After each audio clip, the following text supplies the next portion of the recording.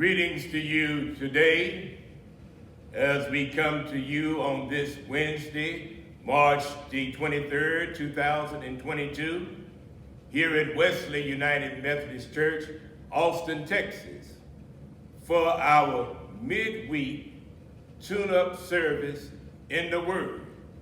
For we believe that we need to stay in the Word, for the devil is busy.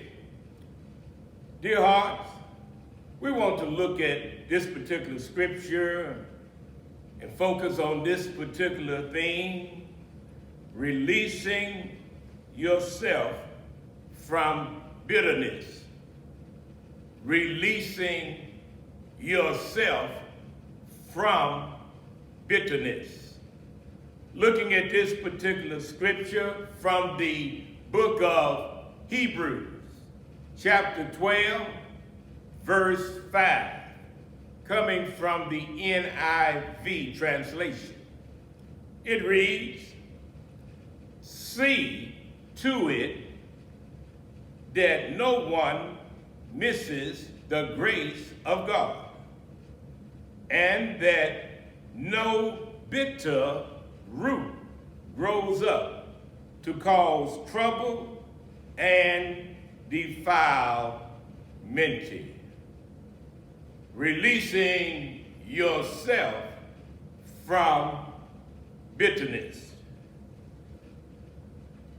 And as we come and thinking about that particular thing, releasing ourselves from bitterness, I think it is good for us to do that during this season of Lent. So that when the season of Lent, when we examine ourselves, that we can say that we are a little bit better off because we have released ourselves from bitterness.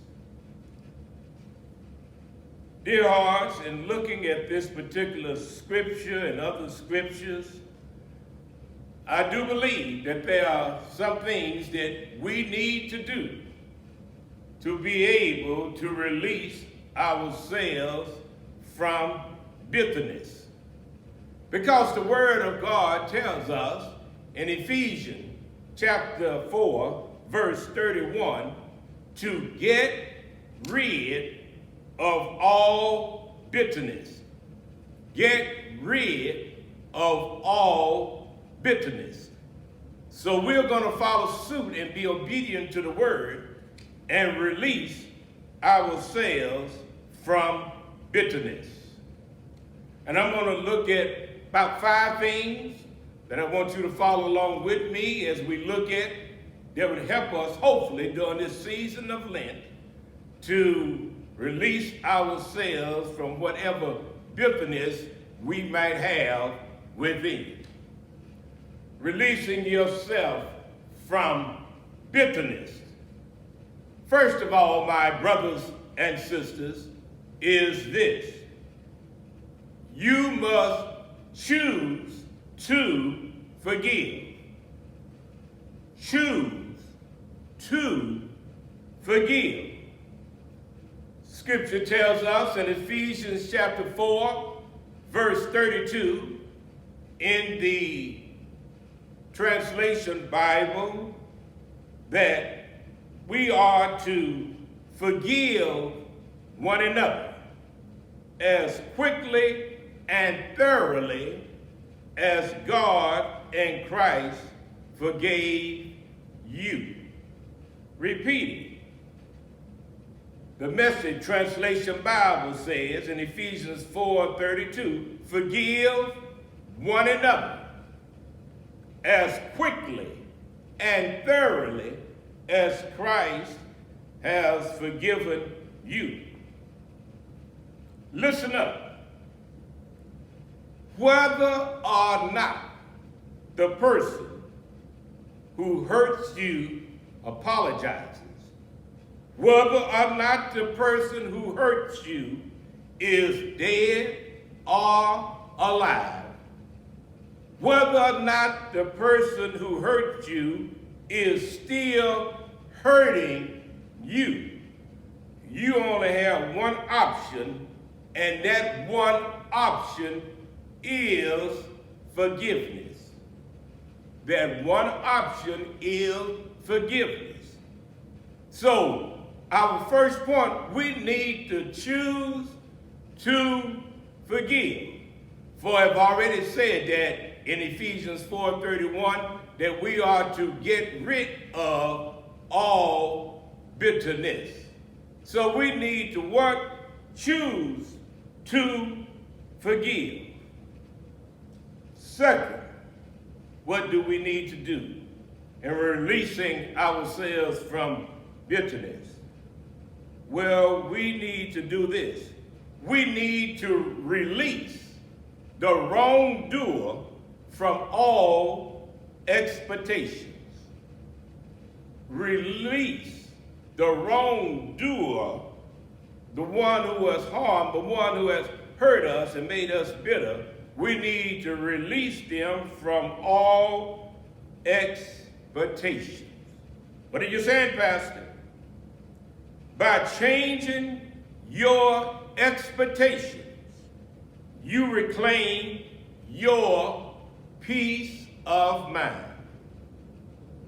Whether or not the other person changes is his or her business. But we need to move on. Requiring a certain response keeps you bound to them. Paul says in the Message Bible translation in Galatians 5, verse 1, Christ has set us free to live a free life. Never again let anyone put a harness on you. Release that person from all expectations and move on. Are you getting it? Releasing ourselves from bitterness. I have said, first of all, we need to choose to forgive. Don't leave it to our emotions. We choose to forgive. Second, I have said that we need to release the wrongdoer, the person who has harmed, the person who has done us wrong, from all expectations. And then third, what are we going to do to release ourselves from bitterness? It calls for us to transfer to God all expectations for our needs. Say that again. We need to transfer to God all expectations for our needs. Well, you feel like you're not loved, not welcome, not secure, or receiving some significance from the other person, maybe who has harmed you. But whatever expectations we feel like we need from that person, we need to transfer to God all expectations for our needs.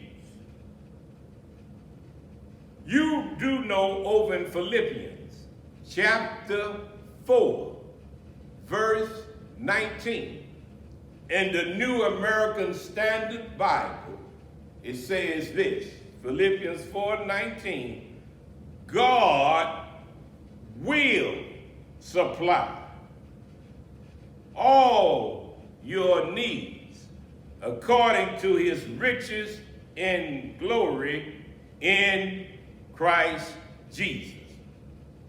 Now, that word all, God will supply all. God can supply the people, God can supply the resources, and God can supply the opportunities you need to live a joyful life. Did we get that? You're not worried about that other person, whether or not they do what you expect for them to do, but God can supply you with all that you need. I said God can supply all the people, all the resources, and all the opportunities you need to live a joyful life. Releasing yourself from bitterness calls for, we have said, choosing to what? Forgive, not leading, let it be our emotions leading us. I have said, second, that we need to release the wrongdoer from all expectations. Isn't that right? Whether or not the other person changes is here or her business, but we need to what? Move on. Because requiring a certain response keeps you bound to them. And then third, I have said that we need to transfer to God all expectations for our needs. And then fourth, I'm trying to help us to release ourselves from bitterness. We need to do this, to ask God to bless the offender. To ask God to what? Bless the one who has done me wrong, the one who hasn't apologized. And I need to ask God to bless the offender. Yes. Jesus says this in his word in Matthew chapter 5, verse 44. To what? Love your enemies, but then what? Pray for those who persecute you. Pray for those who persecute me, who did it, and they are still doing it, and then I have to pray for them. Why, Pastor? Listen up. This is why you need to do this. Because when you pray for those who persecute you, it puts you in the driver's seat of your life. Wow. I'm feeling better right now just preaching this. Choose to what? Forgive. Second, release the wrongdoer from what? All expectations. Third, I say we need to transfer to God all expectations for our needs. Then I said, fourth, we need to ask God to bless the offender. And fifth, and lastly, do something nice for your offender. Do something nice for your offender. Pastor, you're really carrying this a little further now. I've been hurt, stepped on. I have a right to be angry, be mad, to be bitter. But to release myself from my bitterness, I need to do something nice for my offender. Ask God this question: how can I bless them? Over in the book of Romans, chapter 12, verses 20 and 21, in the New Living Translation, it says, if your enemies are hungry, feed them. If they are thirsty, give them something to drink. Do something nice for the person who has harmed you. And it says there in verse 22 in that 12th chapter, in doing this, you will conquer evil by doing good. You defeat anger. You defeat bitterness by believing and acting on God's word. See to it that no bitter root grows up to cause trouble and to defile many. Well, I just want us to come together better. Families, groups, organizations, people involved in no more bitterness. We must get rid of it, as Scripture says, as quickly and thoroughly as God in Christ forgave us. Listen, when we close with this, we say, when we all get to heaven, what a day of rejoicing that will be.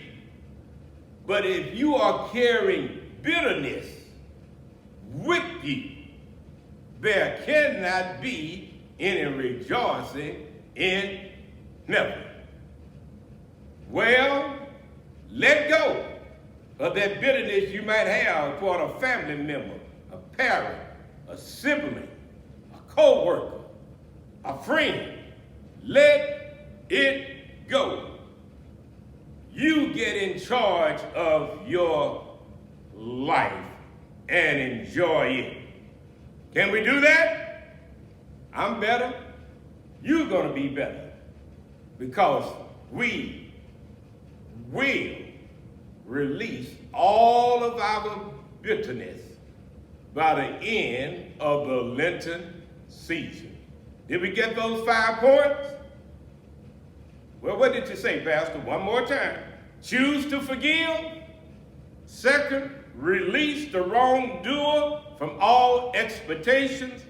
Third, I said, transfer to God all expectations for your needs. Fourth, ask God to bless your offender. And fifth, do something nice for your offender. Amen, amen, amen. In the name of the Father, in the name of the Son, in the name of the Holy Spirit, keep the faith. Enjoy the rest of your week. Amen.